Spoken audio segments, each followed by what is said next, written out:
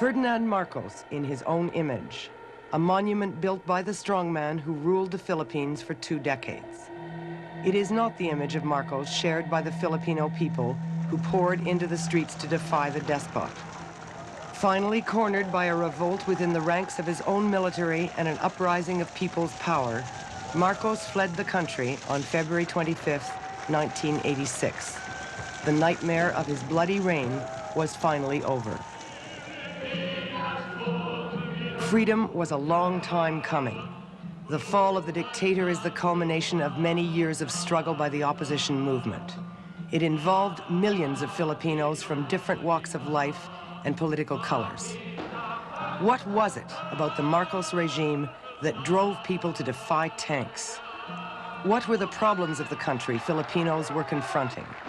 Problems so deep-rooted, they will take more than a change of president to resolve.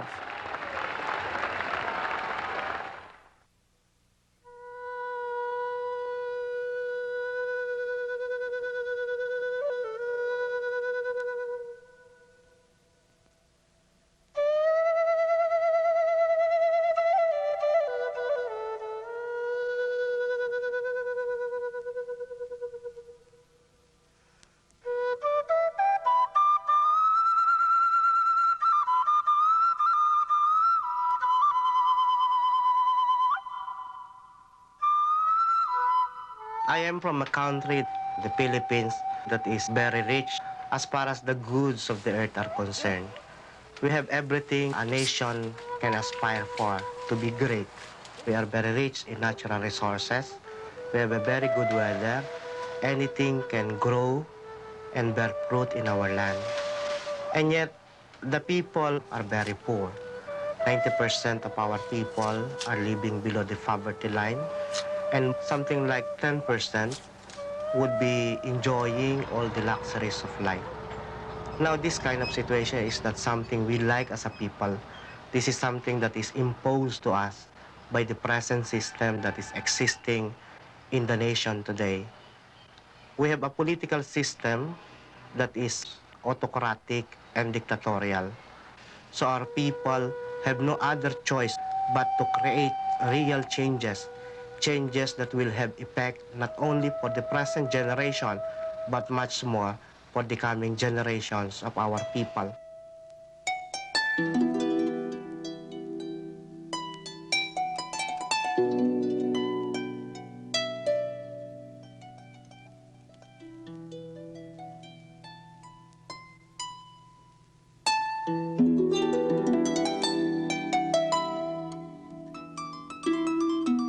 A land of stunning contrasts, the Philippines has been called the Pearl of the Orient.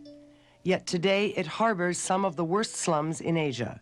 In a population of 54 million, 8 out of 10 live in wretched poverty.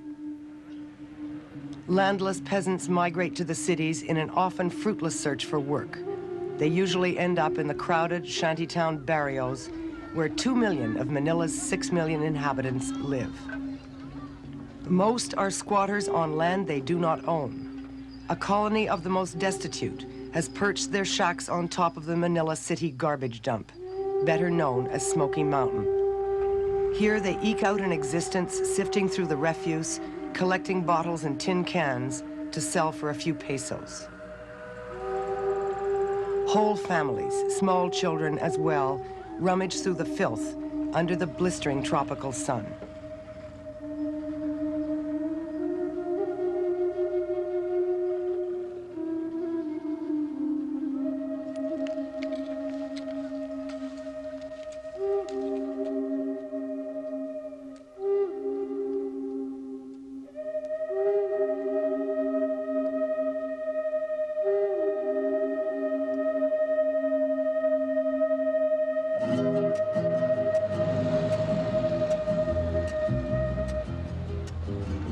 Across town lives another class of people in the exclusive residential neighborhoods protected by armed guards and walls. These are the villas of the generals, the bankers, the big landowners, the prominent families descended from the period of Spanish rule. Wealth and power have long been concentrated within an oligarchy of family empires.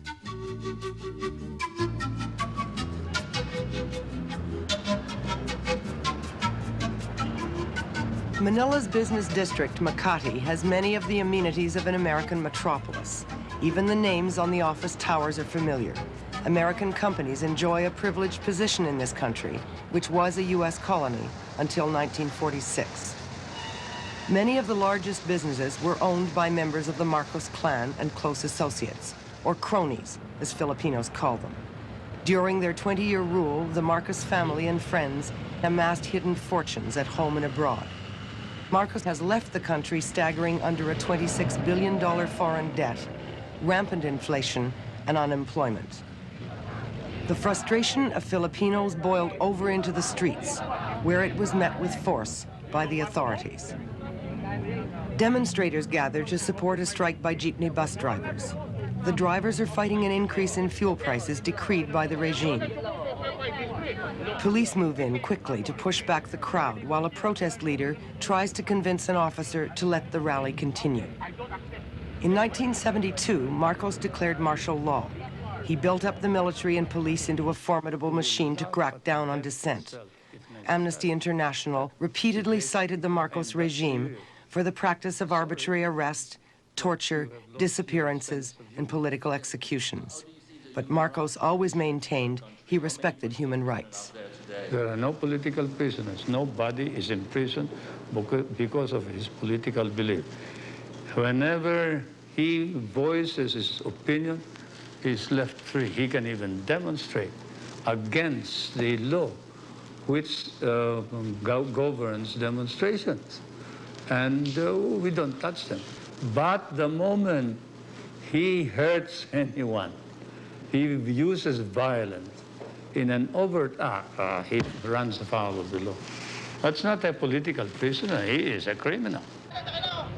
A unit of the feared plainclothes police wielding M16 rifles arrests striking jeepney drivers and packs them off to jail. Their crime? Unlawful assembly and inciting to sedition. The minimum penalty if convicted, life imprisonment. The maximum penalty, death. Despite the arrests, the protest continues until riot control police charge in to disperse the crowd.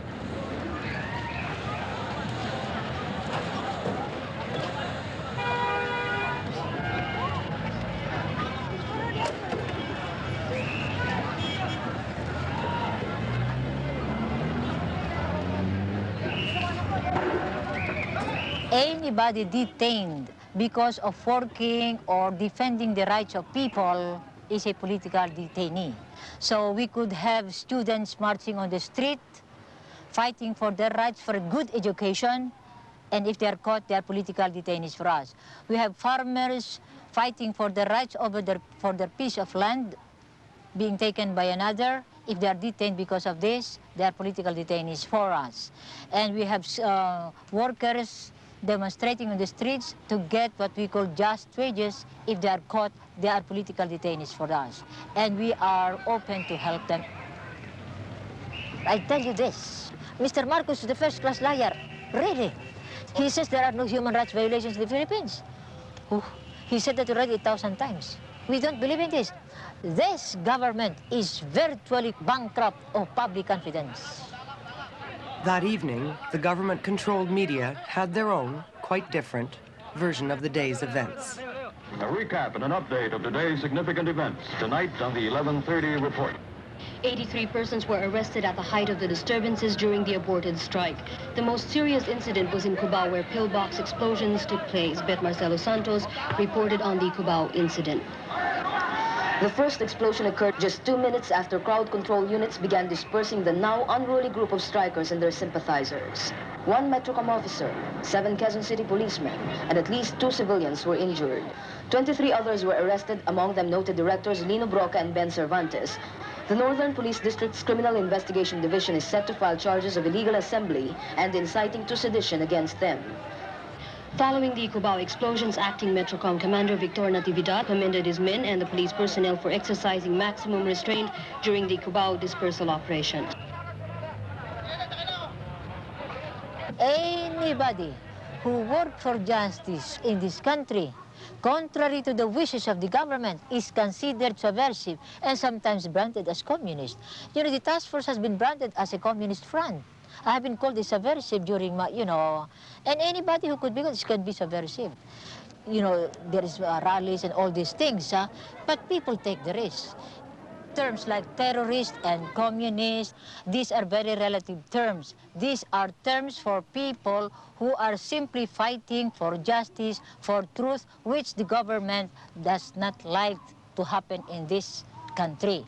So we are defending them. Perhaps the more basic question to ask is, why are people really fighting because of this unjust system that is going on in the Philippines? Nobody really knows just how many political prisoners there are, since political detainees were routinely classified as common criminals. Government documents admit that 70,000 were detained during the early years of martial law. Some were held as long as 10 or 15 years. Many were never brought to trial or convicted. The man who administered martial law was Juan Ponce Enrile, once Minister of Defense for Marcos and now Minister of Defense for Cory Aquino. The Task Force Detainees of the Philippines was formed in 1974 to defend the victims of the Marcos regime. A task force investigator interviews 9 sugar workers held in a provincial jail in Negros. If the task force was able to document cases, political prisoners were afforded some protection. The case of these people, known as the Sarabia 9, received international attention. The task force has been nominated for a Nobel Peace Prize for its work. The sugar workers say they were arrested by soldiers during a meeting in a village hut. They were kicked and their hands and feet were bound with wire. The 9 were interrogated and given no food for 24 hours. The soldiers tried to get them to admit that documents and 2 pistols allegedly found in the house belonged to them. The sugar workers maintain they knew nothing about the documents or firearms. They were then forced to march 7 kilometers on the way to town, where they were charged with rebellion. We were having a meeting about the situation, really the situation of the Philippines. They talk about the wealth of the Philippines and the situation and who really are holding those wealth of the Philippines and the systems in the Philippines, which is really... Do you think it's subversive to talk about those things? No, it is not subversive, because it actually happened here. When workers organized a union or went on strike for better wages, they put their lives on the line. Labor leader Bob Orteles. Well, basically, we have a labor code which is supposed to be one of the best in Asia. But unfortunately, the so-called right to self-organization is being curtailed here in our country. The right to strike, there are so many restrictions. And of course, during strikes, picket lines is being harassed and brutalized by either the police and the military. The tendency now of the workers is to just defy whatever restrictions on the right to organize and the right to strike. Just go on strike and let's see what happens in the picket lines. Several workers have been shot dead in picket lines. And this just made them more radicalized. It's the system itself which radicalized not only the workers but the people of the Philippines. At least 40 workers and union organizers were killed during 1985. One incident occurred at the Franklin Baker coconut plant in Mindanao, owned by the American giant General Foods. The 1,400 workers went on strike just to obtain the legal minimum wage. A worker describes what happened. On the night of January 10, at about 5 minutes before 8 o'clock in the evening, there was this private vehicle, a jeep, the distance of about 30 meters from the picket line. And somebody from that jeep fired a shot twice in the air, some sort of a warning shot.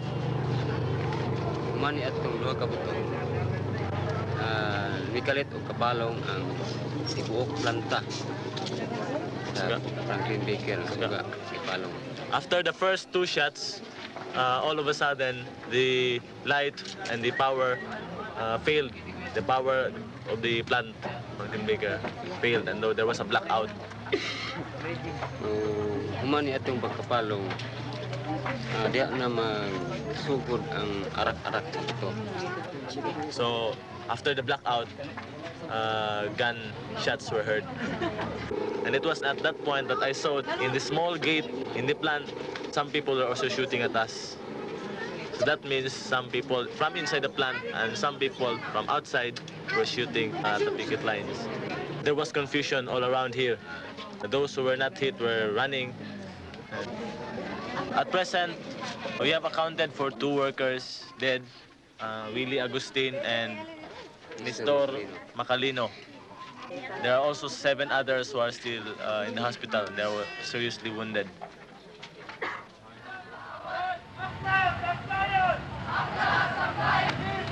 It was workers, slum dwellers, and students who dared to confront the Marcos regime in the city streets during the hard years of martial law.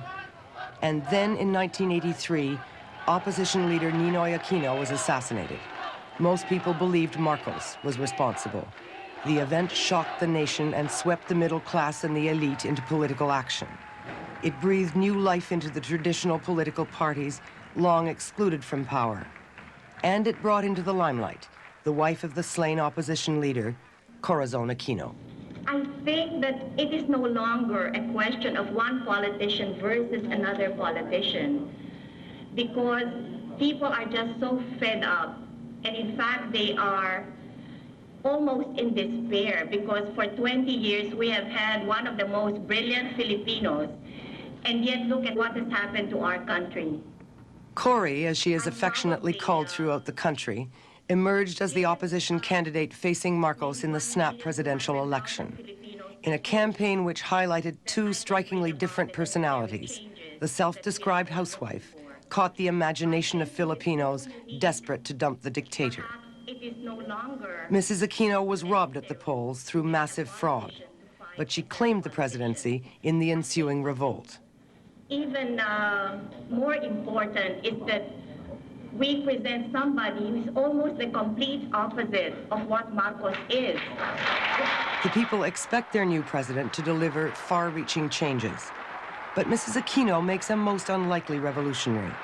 She, like the major figures in her government, comes from the wealthy and conservative elite.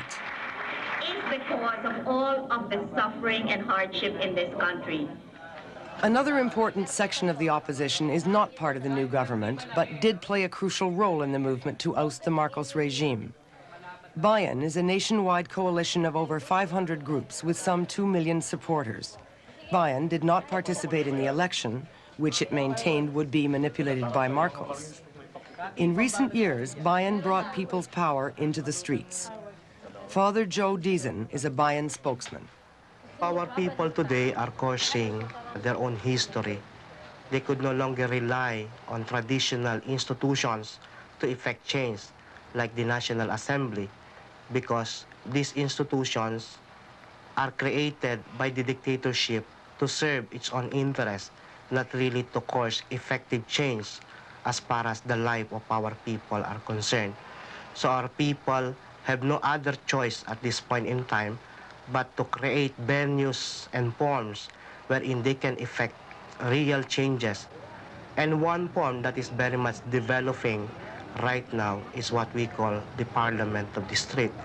These are demonstrations, rallies, symposiums, forums, wherein real issues and concerns and demands of our people are really discussed.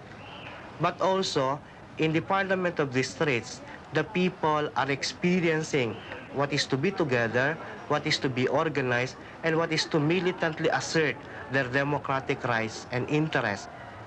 We don't have to rely on an individual, we don't have to rely on just one political party, but the people themselves taking history in their own hand and express this unity in the various people's organizations.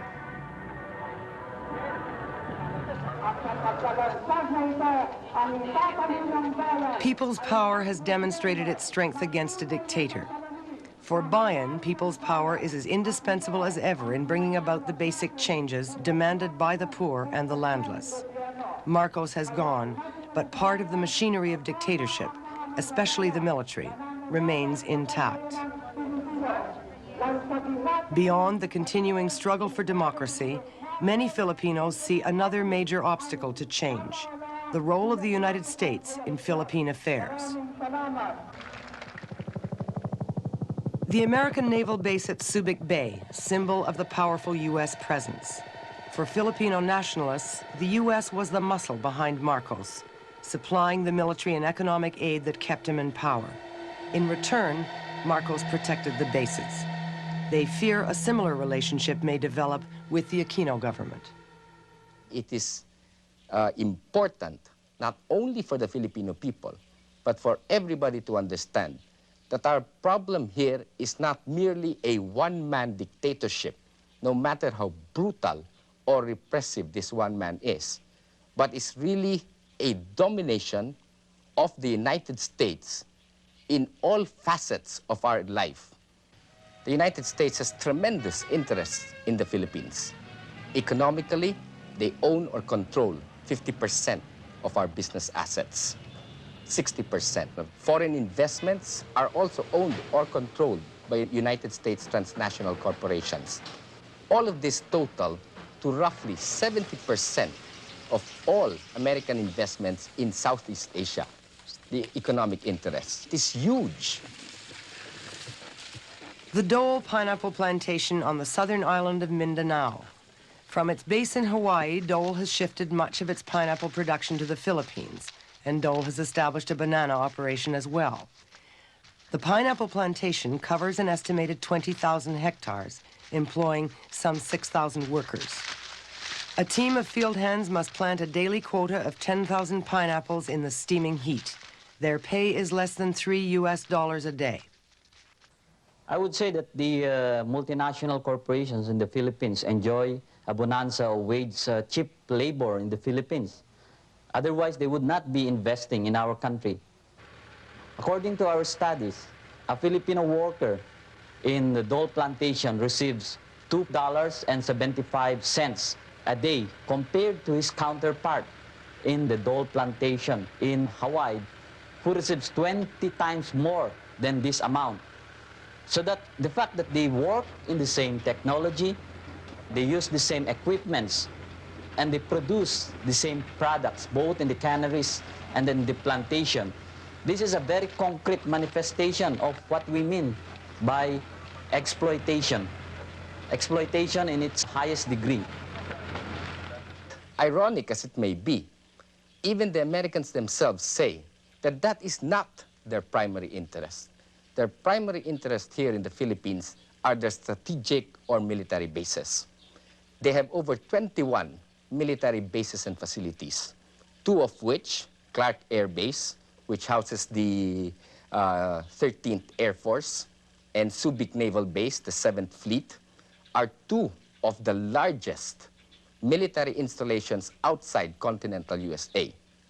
And because of the strategic location that the Philippines has, these bases practically control the whole of the Asia-Pacific region and is used as launching pads of aggression. The American government sees Clark and Subic bases as indispensable to defend the Asia-Pacific.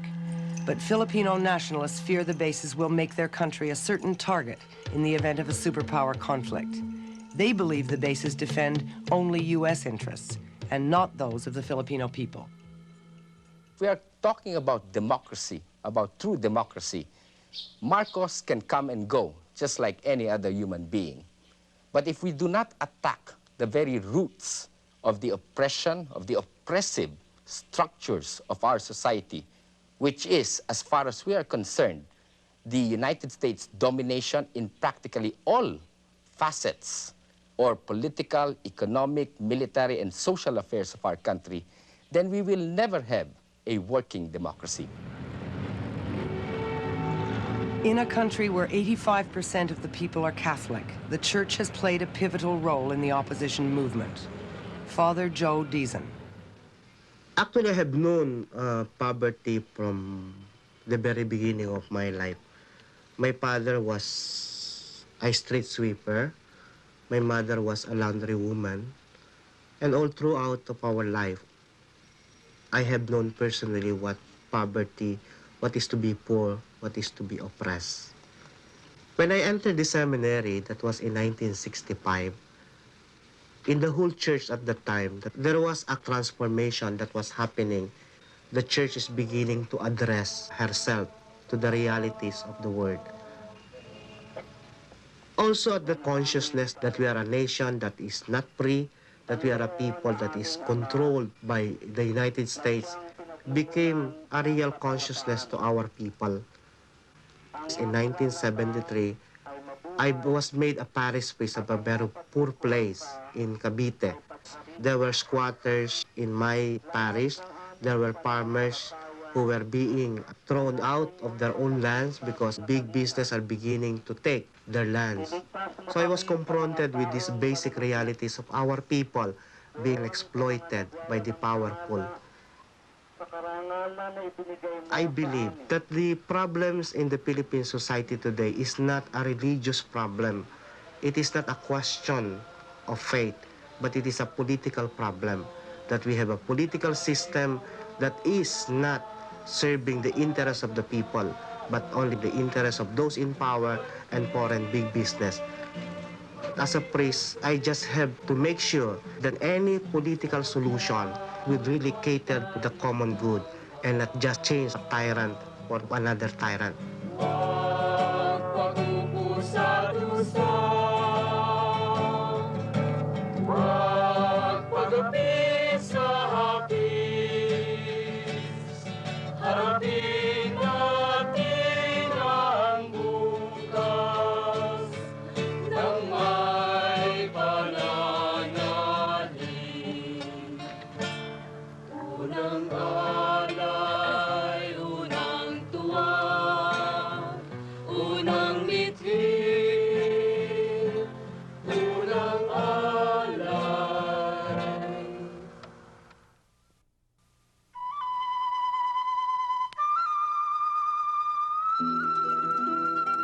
The island of Negros is the heart of sugarland in the Philippines.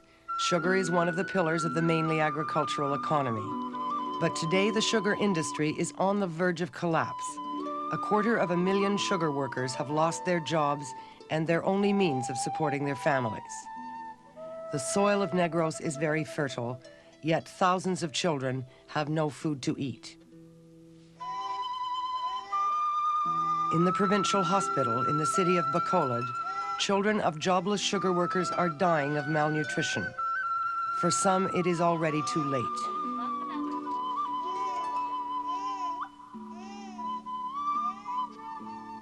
Other children still have hope. Parents bring their children to a feeding center run by the Catholic Church. Here they can at least have one meal a day. But the church program cannot cope with the extent of the hunger in Negros. Bishop Antonio Fortich. Thousands of our children in Negros are undernourished. We are now feeding in the cathedral children malnourished to the 3rd degree. Because right here in the city alone, you will have more than 30,000 undernourished children. The reason for this is the fact that the sugar industry has collapsed in the Philippines. We have no more export sugar to the world market because the price of world market sugar now is around 3 cents per pound, and in our country, the Philippines, it will cost us 12 cents to produce a pound. And plus, the insurgents, the MPA, which is the New People's Army of the Communists, is capitalizing on the poverty of our people. So you can just imagine the distortion of peace and order. We are sitting on top of a social volcano. The crisis in Sugarland propelled the rapid growth of a guerrilla insurgency. But a senior official of the underground National Democratic Front says it is the conditions of poverty and tyranny that led Filipinos to take up arms. Well, revolution is nothing that you can impose upon people. It is the social conditions in a given country that gives rise to revolution. If the people just had some small grievances, you could not get them to join the armed struggle, or in waging revolution. It is conditions in our society that impel them to take up arms and to liberate themselves. In your own travels throughout our country, you must have seen how the poorest of the poor live. People are actually dying of famine, while the wealth is now more concentrated than ever. The sugar industry was developed by Spanish colonizers in the 19th century. Sugar became the major export crop, mostly to the American market, after the Philippines was annexed by the United States in 1898. As recently as 1980, sugar was still the top export earner. The industry was booming, and 90% of the arable land of Negros was planted to cane. Then world sugar prices began to fall, and export markets dried up. 3 of the island sugar mills have already closed their doors, and half of the labor force is now out of work. In a one-industry economy, there is no other source of livelihood for the 1.5 million workers and family dependents affected by the crisis. Sugar production has always been dominated by a few families. The only thing that changed in recent years is that friends of Marcos became the richest and most powerful planters. These sugar barons also own the mills, control the banks and government sugar agencies. There were only 6 families controlled the sugar industry until martial law came when the cronies of Marcos took over. Now the biggest sugar landlord now is the crony of Marcos, Cojuanco, together with Roberto Benedicto and that political warlord of the north, Armando Gustillo. Historically, the sugar workers were having very low wages, very poor housing condition. They have to work for a long time to earn a few pesos. With this crisis, it really brought death upon them.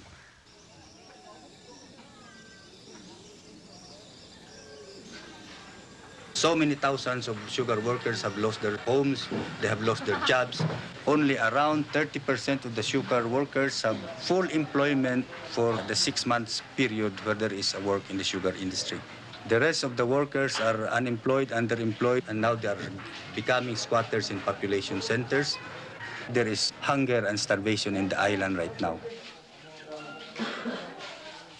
In the sugar plantation, 40% of the work is done by women and children. Usually, the sugar planters would like to hire women and children because they are paid very much lower.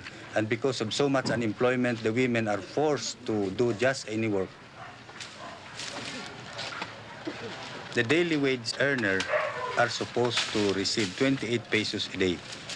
But only around 10% of the sugar workers are receiving this amount. More than 80% of the sugar planters are never paying the minimum wage.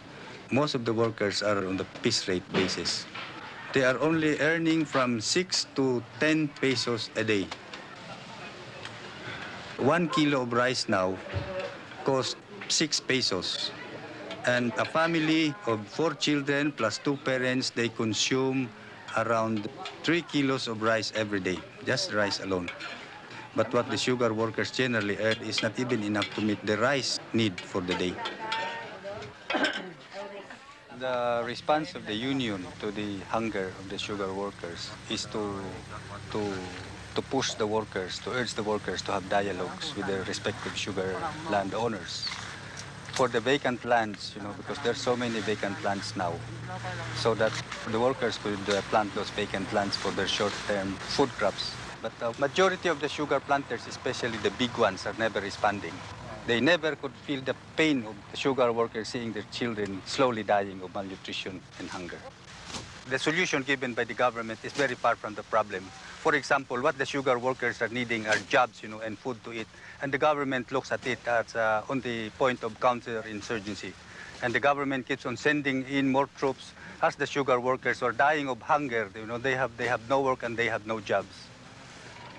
With so many of its members facing starvation, the National Federation of Sugar Workers launched a campaign to force the government to take action.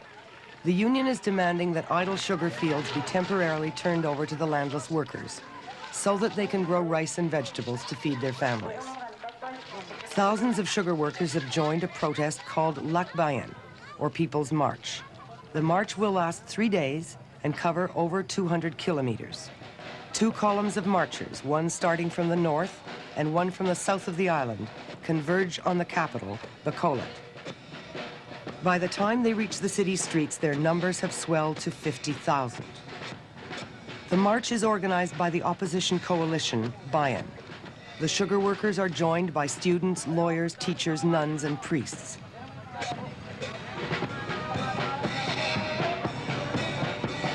The main concern of the marchers, apart from the plight of sugar workers, is human rights abuses by the military and by security forces under the control of the sugar barons. This is the anniversary of the Universal Declaration of Human Rights, and we are marking this occasion because of the so many violations of human rights which this government has done. And we are protesting very vehemently against these violations of this dictatorship. I joined this rally because I am poor, and I want to do something about it. For years, sugar workers have had to work so hard and get almost nothing in return. I think this kind of march, which we call Lakbayan, will somehow move all Filipino brothers to be one, to be able to obtain our goal, which is for a change in our society. We are protesting for the human rights violation because due to these torture and savagings in the north and the south, specifically here in the Negros Island.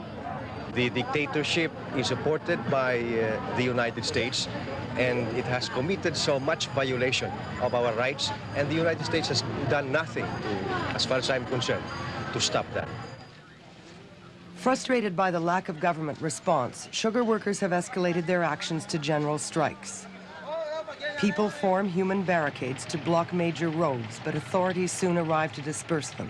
The intent of the strikes is to paralyze the island, close shops, and bring public transport to a halt. This strike ended without violence, but not so an earlier strike, when security forces fired on protesters in the town of Escalante. Army Chief General Fidel Ramos said the troops fired in self-defense. Bishop Fortich describes what happened. Immediately, a note was delivered to me from the priest of Escalante that there are many patients in the hit rather by the bullets, and they are asking for blood. I went there immediately, and there I could still see the blood on the road, and the people told me they were occupying the national road only as an expression of protests. At 11 o'clock, the fire trucks came and they directed the water cannons to the demonstrators. But the soldiers were also prepared to throw tear gas. So the young girl caught the canister and threw it back, and she was shot, 17 years old. She died on the spot. And then the soldiers started firing at the demonstrators, and immediately 14 of them died on the spot. The others scampered into the sugarcane fields. The present count is around 27 now, all dead. The next day, the acting chief of staff of the military said the reason why they shot those demonstrators was for self-defense. But the people said, no, we were just protesting. We had no guns whatsoever. So I made a pronouncement, it's a massacre. Unless this Escalante massacre is given justice by the government, this will escalate because of the animosities deep in the hearts of the people, their families. They cannot just take this sitting down. Many were killed, young boys and young girls. Naturally, with the New People's Army, more will join with them because they feel that justice has to be given to them. If the government would be sincere enough, it can still cope with the situation because the government has all the instrumentalities. It has all the agencies that can help these poor people. But the question is, they must do it immediately. The solution of this problem is not the increase for soldiers and bullets. You can't kill ideas. The solution here would be more human treatment of these people, and especially the implementation of justice to the poorest of the poor, so that they will believe that this government belongs to them. After Escalante, more than 100 sugar workers were reported to have disappeared into the hills to join guerrillas fighting to overthrow the Marcos regime. Little is known outside the Philippines about the revolutionary movement, the National Democratic Front. In a rare interview, Antonio Zumel, a senior official of the NDF, talks about his organization. His face is concealed because he was hunted by the Marcos regime. We are organizing our people in the rural areas as well as in the urban areas.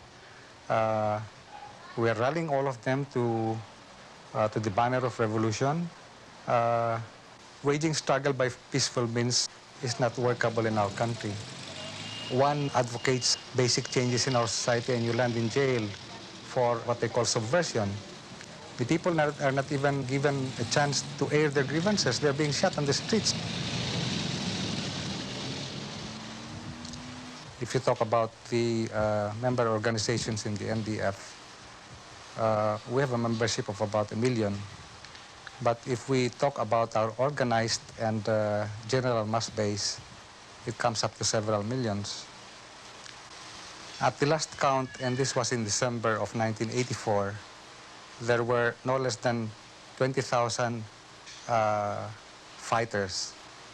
When I say 20,000, this would include the full-time guerrilla fighters as well as the combat support. When I speak of the combat support, I refer to the militia. I refer to the armed city partisans and other units of the New People's Army. The NPA is the principal armed force of the NDF.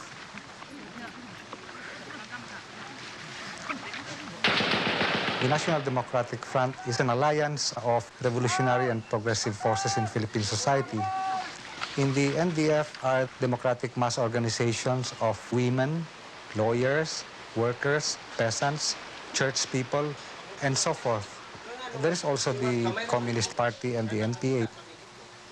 Discussions within the front are democratic. Each participating organization has one vote. Every single major proposal is submitted to democratic discussions, and decisions are usually made by consensus. The seeds of the revolutionary government of the future are being sown even today on the barrio or village level. Barrio revolutionary committees and NDF committees are being organized. This gives the people an opportunity to run their own lives on that level of society. And as we organize more and more of this throughout the country, they will comprise the most basic units of the new government of the future.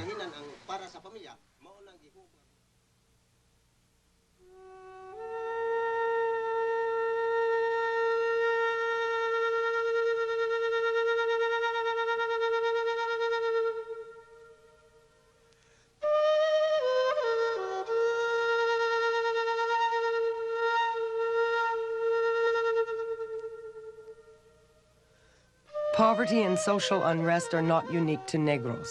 Conditions are much the same throughout the rural areas where 70% of the population lives. The guerrilla movement has established bases in 63 of the 72 provinces in the archipelago. In the mountains on Mindanao live the Bilaan, an indigenous people who have maintained their culture and language. The Bilaan are among the poorest of Filipinos.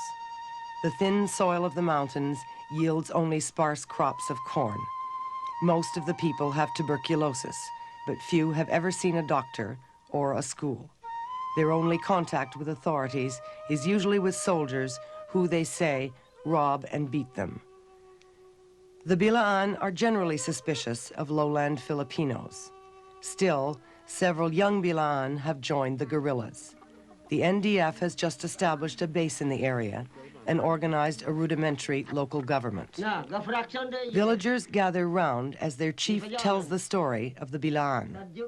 For the chief, the most bitter memory his people have is being driven off their land in the lowlands and forced to migrate to these barren mountain tops.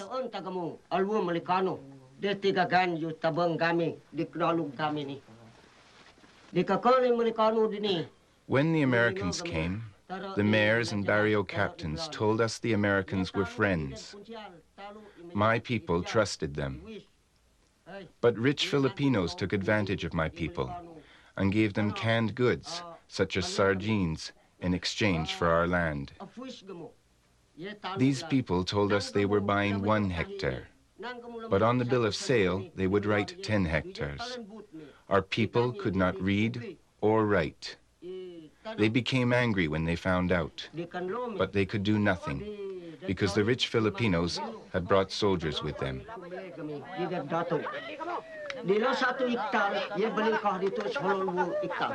Members of the local guerrilla unit reenact the history of the Bilaan based on the chief's account.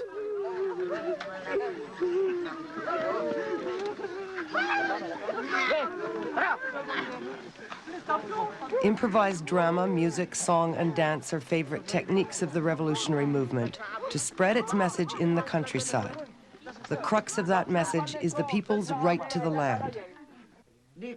If we ever win our freedom, the Bilaan will be very happy. All we want is to go back to our land in the plains that was taken from us. We also want all prices to be lowered. Then the Bilaan can afford to buy the things we need, because the Bilaan are the poorest of all. What kind of future government does the National Democratic Front promise these people? Antonio Zummel explains the movement's program. A revolutionary government upon liberation would serve the interests of the vast majority of our people who are now oppressed, and they themselves would hold the reins of government, and they would prosper by their own efforts. In the government itself, there will be a pluralist leadership. People from the various parties, mass organizations, progressive groups would be represented. Would an NDF regime abolish religion in the Philippines? Of course not. Of course not. It's stated very, very clearly in our program that the freedom of religion, as well as other freedoms of the people, will be guaranteed. You probably know that this is a predominantly Catholic country. There are practicing Catholics. Among these are closest kin, mothers, fathers, brothers, sisters. They certainly will be allowed to enjoy the right to worship. We envision a mixed economy where you would have the state sector, you'd have the private sector, and a cooperative sector. When I say state sector, this would mean the strategic industries. Private enterprise will not only be allowed to exist, but they will be helped by the state. The multinational firms will be welcome in our country even after liberation. But our relationship will have to be based on mutual benefit.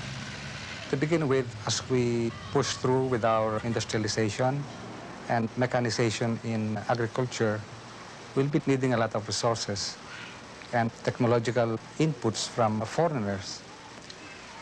But what I can say is that while they will be welcome in our country, the American monopoly capital will not be allowed to dominate our economy as it is dominating our economy today.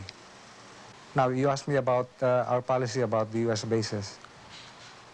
Upon victory, we will expel the American military from these bases and will not allow any other foreign power to occupy these bases ever again. Are you taking Soviet arms now, Mr. Zummel, and will you take Soviet support in the future? Well, regarding the first question,